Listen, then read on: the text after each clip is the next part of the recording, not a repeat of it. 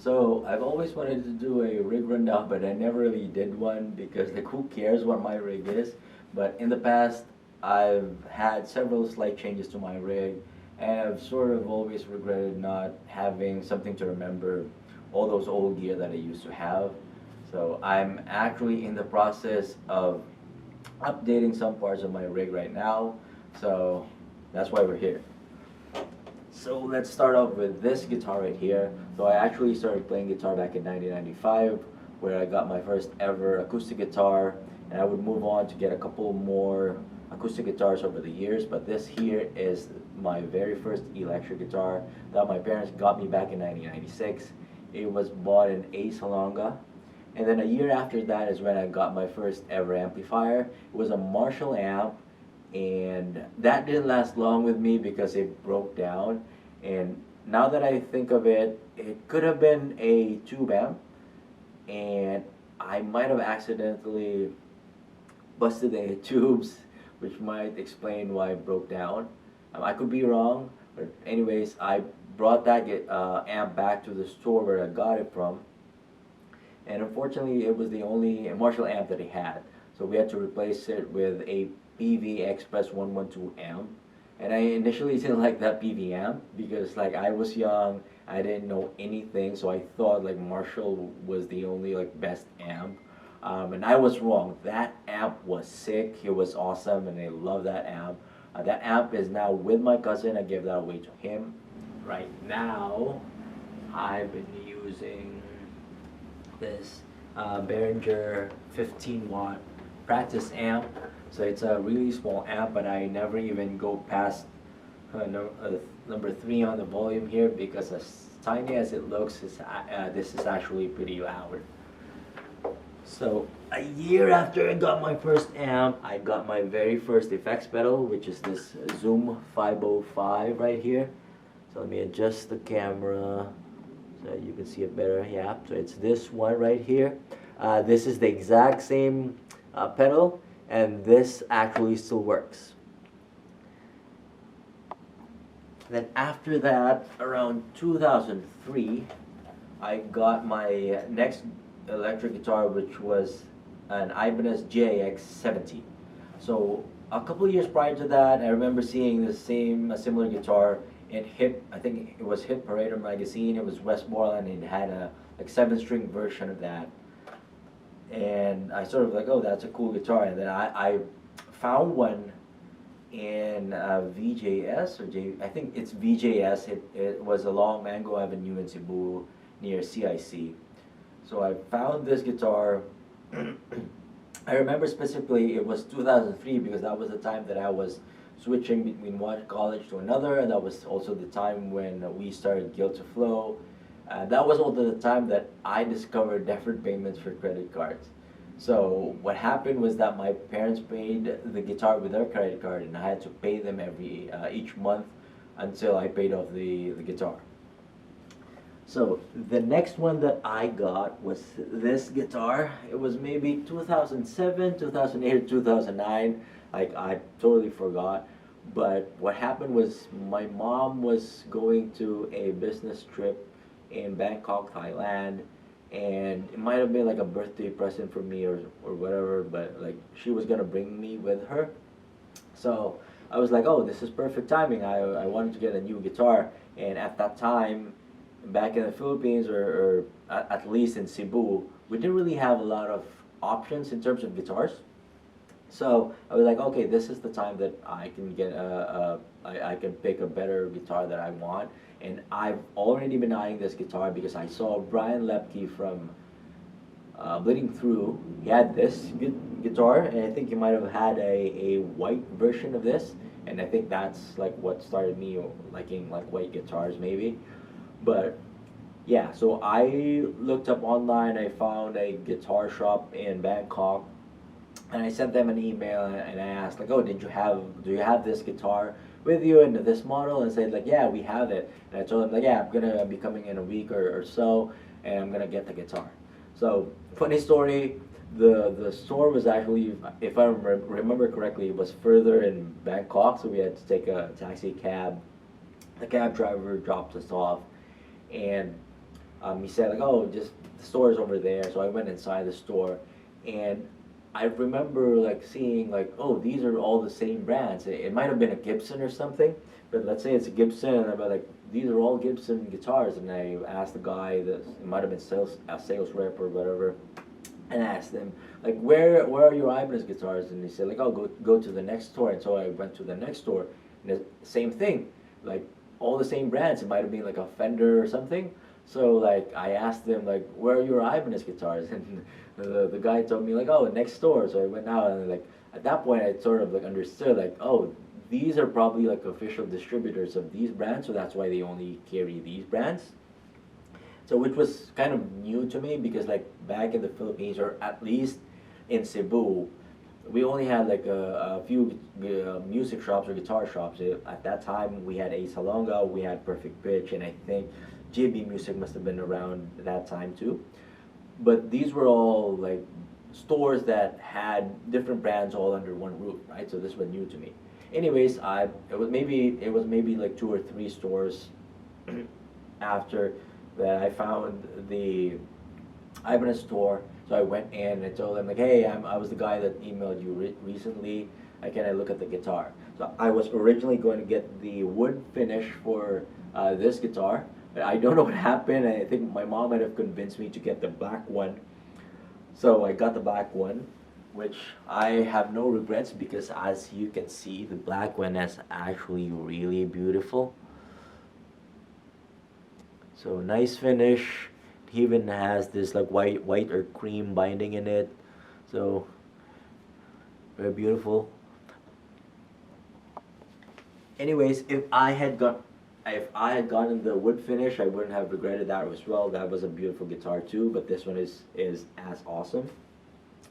So yeah, the next one that I got would be this Telecaster right here. So I've always wanted a Telecaster, and funny story, before or actually a little bit later, after I got the Ibanez RGA42 right here, is my friend Paul, aka Paul, from The Line Divides, was actually selling his Telecaster to me. And I was like, I told him I had just gotten this guitar. If I had not bought this guitar recently, I would have bought his Telecaster. So anyways, yeah, I've always loved Telecasters, and at that time, maybe like a few years after, I discovered like ESP or LTD had like Telecaster. So like, oh, I wanna get that, at least the LTD Telecaster in the future. And then a couple more years later, I discovered the Hot Rails pickups, and I just love the tone and the sound of the Hot Rails pickups. Plus, I love the fact that it looks like a single coil, but it's actually a humbucker. I thought, like, okay, if I get another guitar, that will be my like Hot Rails project. So I got this in 2020. So let's rewind back a year before that, or actually like 10 years ago, when we moved out here in Vancouver. I didn't really bring any guitars with me, and it's mainly because I just wanted to focus on giving a stable situation for my family. I just wanted to find a nice job and help my wife take care of her son. Our little boy was just a little boy at that time, so even if I did bring a guitar with me or any musical instruments back then, I probably wouldn't have been able to play with it, because like I was too focused on just, like I said, giving a stable situation for my life, for my family, given that we're moving to a new place. So I got this. I finally brought this back in 2019, and at that time this had really, and it still does, and the string gauge is really heavy for this one. It's got 13 to 56, and since it's the only guitar that I had back in 2019, I would play all different types of songs with it and different types of tunings, and that included E standard. So playing E standard on a string gauge of 13 to to 56 is, I don't think is really suitable, both for the guitar and for me. For the guitar, it's not suitable because of the tension, and for me because like it's going to take a toll on my hands, because like I would play an hour or two with it in E standard and my hands would just hurt. So in 2020, I had some extra cash with me, and I decided like, oh, it's time for me to get a new guitar. I was actually contemplating between a Telecaster or a Jazzmaster, and eventually I decided like, oh, I've always wanted a Telecaster, so I'm gonna get a Telecaster. So I didn't get the ESP or LTD ones mainly because I was like, I thought to myself like, I'm not really a gigging musician anymore. So I just play at home. So I just want something like that's really affordable. And besides, it's gonna be a Hot Wheels project anyways. So yeah, so I got this Squier Telecaster. It's white, like I mentioned earlier. I started to like white guitars. And so I put on Seymour Duncan hot rails on here, and I just removed the bridge pickup. So I've always been fascinated with like one pickup only guitars. I like how it looks, and at the same time, over the years, I've realized like I only ever use the bridge pickup. The only time that I've used the neck pickup or the middle pickups on my Stratocaster was when I was younger and I was like noodling around with the guitar. But whenever I play shows, I always just go to the bridge pickup and that's it. And I know some people are going to argue like, oh, but like you can just leave your bridge pickup and at least make your guitar be like diverse or whatever. But I'm not really a diverse person. I'm not really a diverse player, to be honest. So, yeah, one pickup only. That's all I ever need. When I got this, actually, this now became the guitar that I would play in like E standard, drop D, or E flat standard, or drop C sharp. And the RGA42 now became the ones that I would use for drop C tuning or drop B tuning. But now that I got my Stratocaster back, I now will mainly use this for the E flat standard and drop C sharp tunings, which brings us back to the Stratocaster.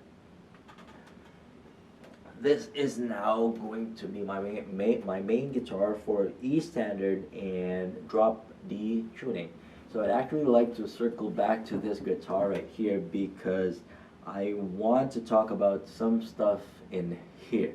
So if you notice, there's actually a line in here. Let me bring that up closer.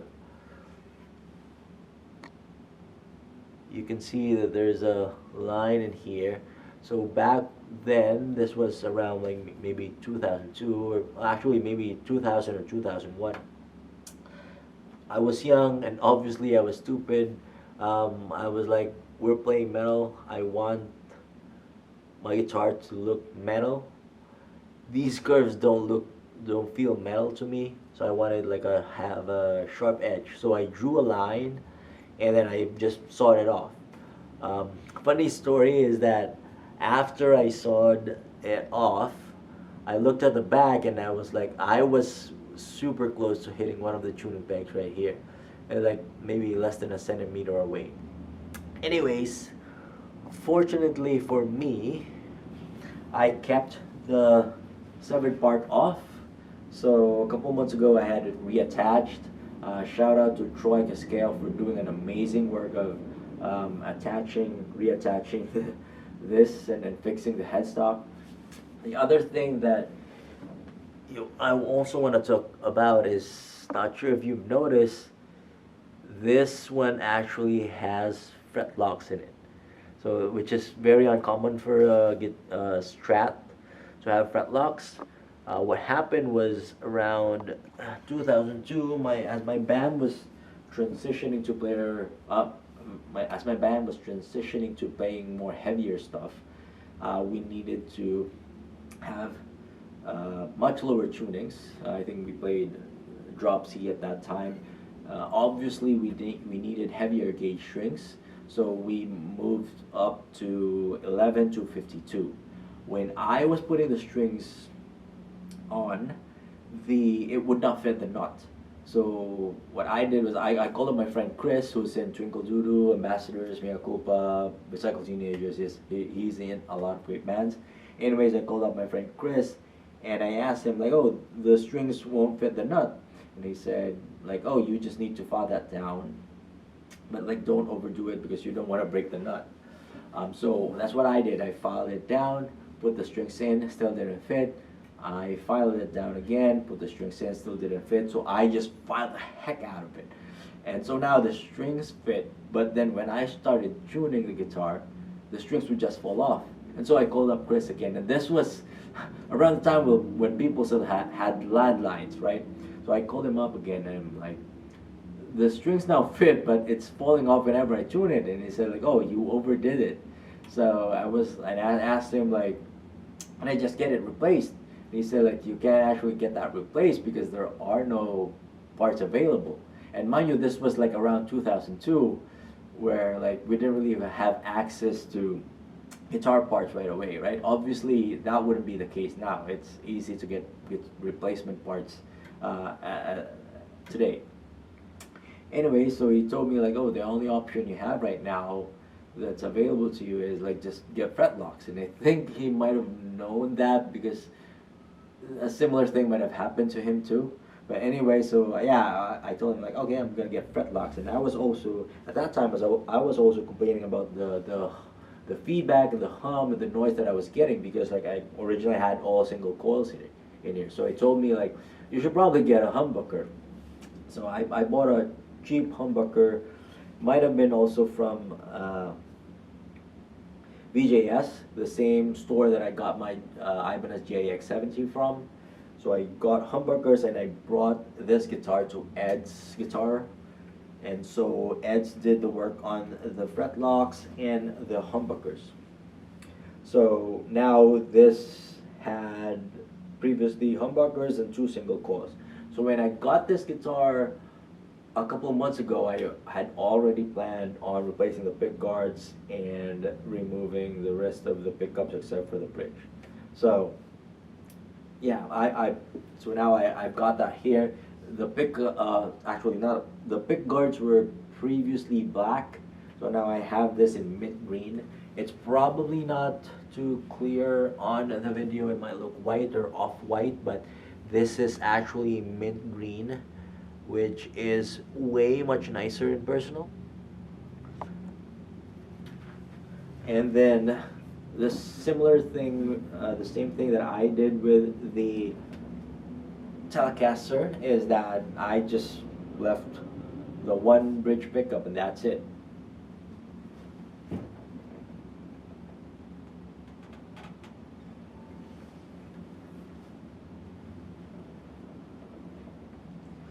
So up until 2002, this was the only effects pedal that I had, and at that point I realized I didn't want our sound to be dependent on modulation effects like delays and phasers and whatnot. And it was probably because I was having gear issues at that time too. So I was thinking less is more, and I started writing songs that were more focused on just using distortion. So I got an Ibanez Smashbox. It was the one with the tone lock technology. I got that off from my friend Chris, who at that time bought a Marshall Shredmaster. So this was pre-Guilt to Flow, so I had that pedal at the tail end of maybe pre-Guilt to Flow and maybe at the start of Guilt to Flow. Excuse me. So I didn't have that pedal for too long because Chris actually wanted that pedal back, and at that time I was liking the sound of the Marshall Shredmaster. So it made a lot of sense for us to just swap pedals with each other. So we got back the Ibanez Smashbox, and I got the Marshall Shredmaster, which I used for the majority of the Guilt to Flow shows. And then at one point, me and Wilby, our other guitar player, we started complaining about the feedback and the noise that we were getting, because like when we were playing breakdowns, we wanted silence in between the chugs, and we would just not get that because of all the feedback and the noise that we were getting from our pedals. So we discovered noise gates and noise suppressors, and at least for me, that blew my mind. I was like, why didn't we just start using this in the first place? So I got a Boston NG100 noise gate, and then later, at a later time, I had to fill in guitar duties for Chris and Twinkle Doodle, because Chris was also in the Ambassadors, who were at that time, they were in Manila. So Twinkle Doodle could not play shows, so I had to fill in guitar duties for him. And at that same time, I also had to fill in guitar duties for JP in Picture Field. And I forgot why. It was either JP quit or he wanted to pause playing shows for a while to focus on something else. But either way, I had to fill in guitar duties for him as well. The thing with these two bands is that they use effects, and they had shows coming up, and we had to rehearse soon, so I needed to get new effects pedals fast and cheap. So I knew I needed a delay pedal and maybe some sort of other effects pedal, maybe a phaser. Luckily for me, Paul of the Line Divides was selling his, I think it was a Boss PS2, but basically it was a digital delay that also had a pitch shifter in it. It was a blue pedal. I got that, and then I found this Behringer FX100, which was actually a compact multi-effects pedal that had like delay, phaser, flanger, tremolo. So I got both of those. Now the next problem I had was that I didn't have a pedal board. So because I only was using like 2 pedals in Gilterflow, and like I didn't really need a pedal board for that. I would just lay it down on the floor and I would just plug it in. So now I needed a pedal board, and Armand from Area 001 actually builds pedal boards, and this is the pedal board that he built for me. During that time, I didn't have an isolated power. I only had a daisy chain. So this is my Boss NG100 noise gate. This is where my Marshall Shred Master would have been. This is where my Behringer FX100 would have been, and this is where like the Boss PS2 would have been. So when I brought this pedal with me back in 2019, along with my Ibanez RGA42, at that time I discovered the reverse delay FX pedal, and I really loved that sound. So I started looking for one that had the same one, and I found this TC Electronic Flashback 2. And at the same time, I was also looking for like a much heavier distortion sound, and the Marshall Shredmaster just wasn't cutting it out for me anymore. So I started looking for a new distortion pedal. So I did some research, and I actually found this YouTube video from Anderton's Music. It was basically like a blindfold shootout of a ton of distortion pedals. Where they were blindfold, but essentially there was a panel in between, and Lee was on the other side, Rob Chapman was on the opposite side, and basically Lee was swapping out different distortion pedals, and Rob was testing them out. And he would say like, oh, if he liked the pedal, if he didn't like the pedal. And I thought like that was actually pretty smart, because like now your judgment isn't clouded by the brand or whatever you see visually on the pedal.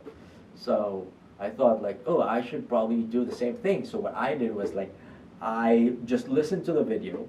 I would not watch the video, I just listened to it, and I would close my eyes and I would just listen to the sounds. And if a distortion sound came up that I liked, I would write the timestamp. And by the end of the video, I think that was like an hour-long video, I think I had like 3 or 4 pedals on my list. On the top of that list was the Diesel VH4.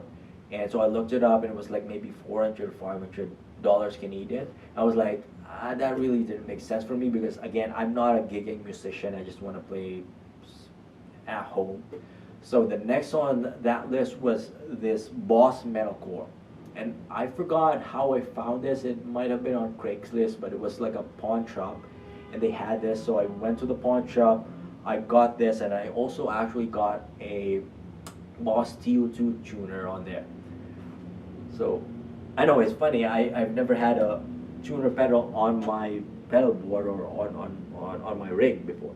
But what I did was, just when we were playing shows, I would just tune my guitar to my Zoom 505 before I left home, and then we would tune again on the stage right before we started a set. I know, very unprofessional. But anyways, that was it. And then a little while later, I was helping my friend Donald build his own rig. So we were looking for a guitar and some pedals. So he actually found a really great Epiphone Les Paul. And then as we were looking for pedals, we found a Boss Power Stack, and he got that one, another underrated pedal. And then I was going to recommend the same Behringer FX100 for him, but I couldn't find one at that time, and it's probably because they weren't making it anymore at that time. So I found this Zoom MS50G, and I was doing my research. I actually liked the pedal, so I told him, like, yeah, get that pedal. And I also got one for myself. So what I did was I sold my Behringer FX100 and the Boss TO2 tuner, because this the MS50G also had a tuner. So I sold both of those off to fund this pedal. Recently, over the past 5 or 6 years, I realized that I actually haven't been playing this delay pedal that much. And the Boss MS50, the Zoom MS50G actually had like delay and the reverse delay as well. So I'm actually thinking of selling this one, and now I only have this 3 pedals, and I'm going to be rebuilding my rig with a new, much smaller pedal board. And I actually also be selling my power supply for a much swapping it for a much smaller power supply. So I guess that'll be for another video. As for guitar cables, I've been using the exact same cables that I've had since maybe 2001 or 2000, actually maybe 2002. These are Nobel cables, and the connectors are quantum connectors. I had this made in VJS, the same one that I got my guitar, the Ibanez JX70. And then for picks, I've actually been liking these Jim Dunlop nylon picks here. I don't know if you can see that, but I've actually been liking this one. I know most people like the Tortex or Toltex ones, or maybe these Gator ones. I also have the Gator ones right here, but I kind of like this ones more because they have like a ridges in here, which helps with my sweaty fingers. Then I actually feel like these actually last longer. So yeah, and that's it for my rig. Thanks for watching.